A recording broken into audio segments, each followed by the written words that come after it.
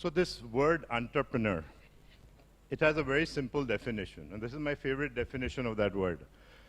Entrepreneur simply means an individual who identifies a need in the marketplace and then works towards fulfilling this need. My own story started this way. As she mentioned, I just started my career in the US, going after that American dream, having studied engineering and getting a job. And then I got these, just as I started, I got some papers from my legacy company back home. And this legacy company wasn't doing well. So a large part of it was going to be sold. And then another part of it was in what's called BIFR, which is declared a SIC company. It's Board of Industrial Finance and Regulation. So I looked at these papers and decided to sort of almost ditch this American dream and immerse myself fully into seeing what this legacy company can do. And when I came back, I realized that the only way to do it is actually ask this what-if type of questions. To ask questions that challenge conventions, to ask questions that are simple questions, to sort of understand what is going on.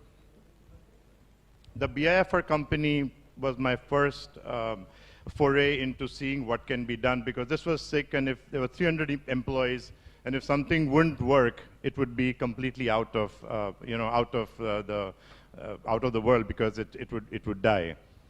And this company was manufacturing large-scale APIs. APIs are bulk drugs, which are the powder that goes into making pharmaceuticals. And there was a lot of competition from China. So everything that these guys were doing, and many into these large fermenters, multiple tons per month, was not making sense, because at the end of the day, the cost of production was so much higher than the price that China was selling at, that it wasn't working, and therefore the company was sick. So I came back. We looked at, I had all the managers with me. We looked at the equipment. We looked at everything and say, okay, there was a long list of products that they were making, but there was only this one product that made sense. Out of this long list, one product that didn't have any competition from China. It was a very powerful antifungal, and it was the only product that made sense financially. So my first basic question was, what if we make only this product? And then it was, the management came back and said, no, no, no, we can't do that, because this is a very old product. No one uses it. It's out of fashion. So my second question was, basic question was, well, how come no one uses this product? And then they told me, well, it's too toxic, and therefore nobody can use it. Then I asked my third question, well, can we make it less toxic? And so on and so forth, until a situation arises where we change this company into a single product company and ditch all the other products. Of course, my management thought I was foolish, because they said that how can it survive with one company? We eventually asked so many questions to make this product less toxic, etc. And finally, I'm happy to share that during this terrible pandemic that we went through, there was this disease called mucormycosis, or black fungus, and the only product that worked and came to India's need of the hour was that single product. The idea of what I was trying to make from that point is that all those 300 people in the legacy company were all working out of what's called the comfort zone. And we all do that, because that's all we know, and we work towards that. But unfortunately, the magic happens when you actually go outside that comfort zone.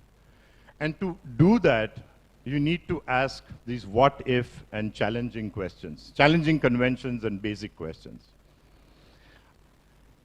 Asking basic questions and answering questions that nobody else is asking doesn't always need to happen to solve these complex business problems.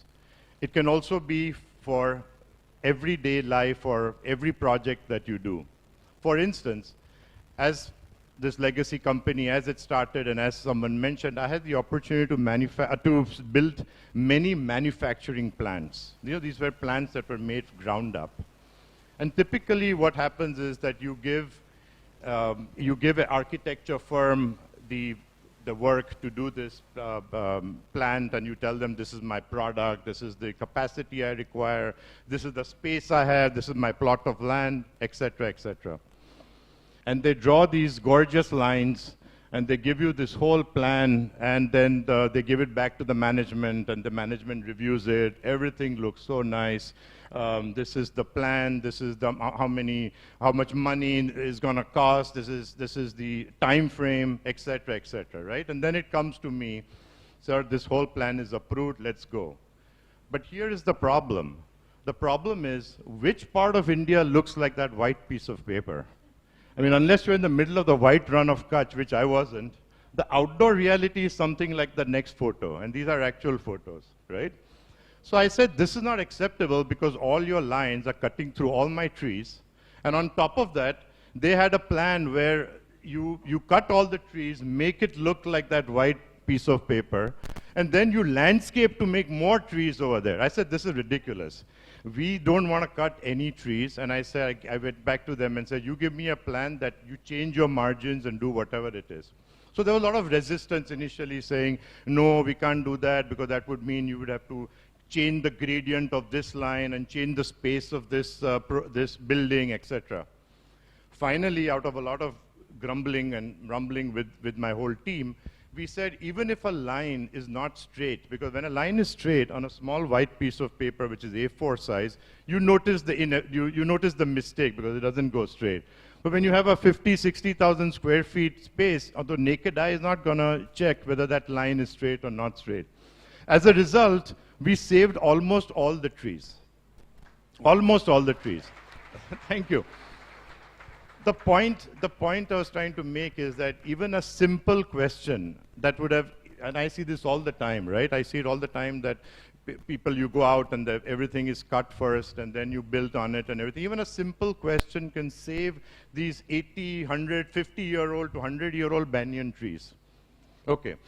So I read this book from Hal Gregerson that said questions are the answer. And it says, if you want to arrive at a better question, you should start, if you want to arrive at a better answer, start with a better question. And I do that in almost all phases. I joke sometimes that India has practically discovered zero since it discovered zero. Okay. Now that's not entirely true, but it is true from a perspective that we can do a lot better. So a few years ago, I started a molecular diagnostic company. And the molecular diagnostic company had a very simple purpose. It was to have an affordable and accurate test for every disease that's endemic to India. This is pre-COVID. We just started pre-COVID. So for every disease that's endemic to India. And just before I started this, I myself was sick. And this was pre-COVID, so no one's really afraid if you are sick. But knowing my questioning mentality, I did all the tests that were possible, not even the ones doctor asked. You know, I did all the blood tests, all the saliva tests, just making sure what it is. Because the doctor just said it's viral. Now, when the doctor says it's viral, it means they don't know what it is. You know, they just know it. Because viral is like a whole scheme of things that you can get. But then they said, or it could be typhoid. So I was curious, and I started looking at what is this typhoid. And I came up that typhoid, the test for typhoid, was discovered by this French physician named Georges Vidal in 1896, by the way. And that test is still used today in India. Although the disease has changed, everyone knows that this test is not that accurate, but it's still being used. So that is what I meant. India needs to solve India's problems. Like, can you imagine if typhoid, God forbid, went to New York or Miami or Berlin? In 2 months, we would have a great test, you know? And that is what's the problem, which is why, of course, we are working on a typhoid test, but I'm using typhoid only as an example that we need to challenge conventions, we need to answer and solve our own problems. To put it frankly, the West is actually taking our ideas, making it cool, and then exporting it back to us. I was in New York recently, and someone offered me turmeric latte. Ooh, it's such a fancy name, turmeric latte. Basically, haldi ka doodh, you know? I mean, So everyone, all of us know it. People have been giving us haldi ka doodh. We don't take it. But now that Starbucks had it, oh, it's suddenly so cool. And people are lining up to say whether we can have turmeric latte. We don't need the West to solve our problems. That was the purpose of this slide. Okay, so challenging conventions besides the basic knowledge and besides the fact that you can ask questions, I use the word you need to be more aware of the environment. I actually say we need to have spatial reality. Now, spatial reality has an AI definition to it. I don't mean that definition. I mean the definition in the sense that are you aware of your surrounding? Because only then can you truly innovate. So, for example, I was looking for a head for one of my fermentation units. And the gentleman who I was interviewing, very nice. He had the best degrees. He had worked with the best companies. He had everything checks out, right? He knew all the complex questions were answered by him beautifully. I noticed on his resume that there was interests. And I said, okay, so interest. So he wrote traveling, reading newspapers, and being a foodie. So I was like, okay, great. So when my turn came to ask the question, this is all checked, I asked, okay, where do you like to travel? And he said, my favorite place is Ladakh. I said, great. I said, what's your favorite food, since you've written foodie? And he said, idlis.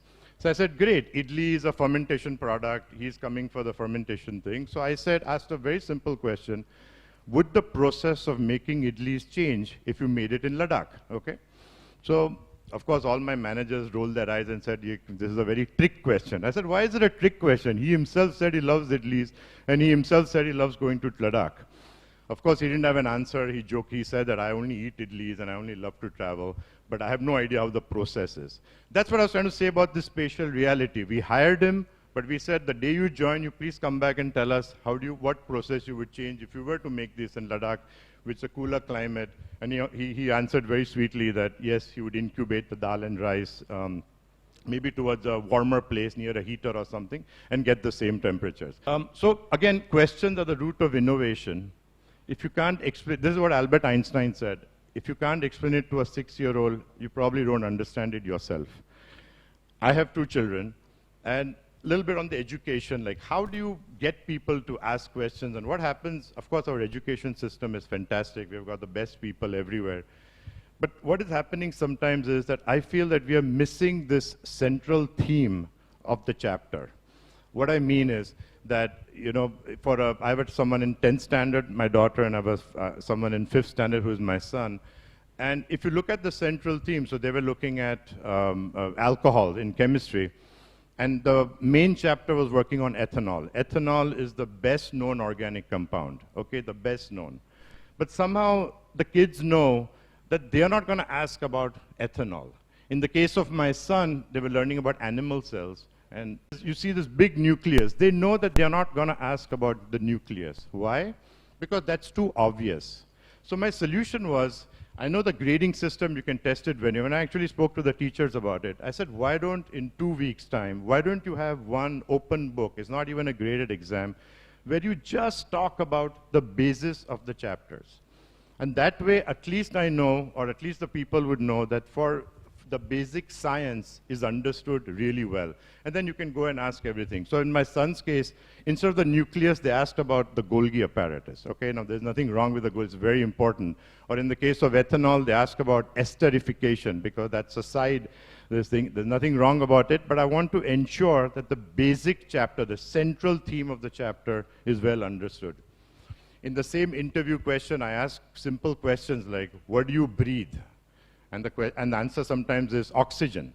So I said, okay, you only 21% right. What about the other 79%?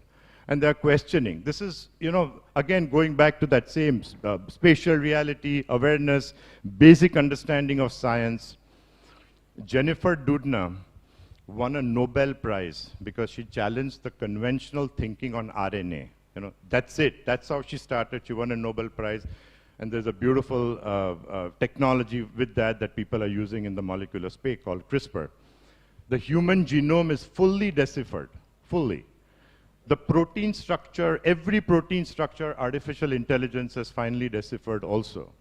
So this is like the most exciting time for the young India, for all of you in this audience, to be innovators and entrepreneurs in this very challenging, this is our time. So please ask basic questions, please challenge conventions, ask the what-if questions, and I think we have a great future. Thank you, and Jai Hind.